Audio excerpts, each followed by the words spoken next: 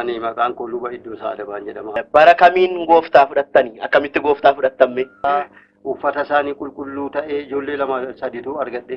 Sadan kun gaafa torbanii miilli ishee qajeelee buujalee millaachiidhaan fuudhee qonyonyaa isaa hundumaa irraa xaragee lafa kaa'aa. Egaa Ingiliziin badaanu goote? Achumatti baranne garuu waan of yoo ta'u.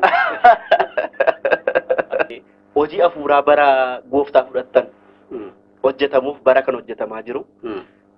Gaafa ilaaltanis akkamitti ilaaltu? Amma yeroo kana waldaa keessatti namoota baay'een beeka utuu maqaa isaanii beeka ta'e kan qurbaana fudhatee utuutti hin deebiin achumaan hafu. Torban sana keessa immoo wangeelaa tokkotti intala tokko fudhatee badeedha. Biyya sanaa kan deemtanii fi wangeela lallabuudha yookiis hojii waldaa hojjechuudha. Garuu moo qonnaan qoteettan akkamitti? Qaracitiin qabaa achi keessaa bishaan kan gaangoo keessaa bahee dhaqee dhaabateera. Borsaa keessaa immoo birrii 8,000 jira. Hojjetootaa fi fuudhee gala. Isa ilaale. Buu namichi fayyaadannoo fayyaadhaa birrii isaa laallataa jedha. Waaqayyoo gatii namoota kanaa nan baasa akkuma jedhetii gonfoo ulfinaan arguu akkuma jedhetii asumatti iyyuu namaa godhata gonfoo ulfinaa isa gubbaa utuu hin ta'in.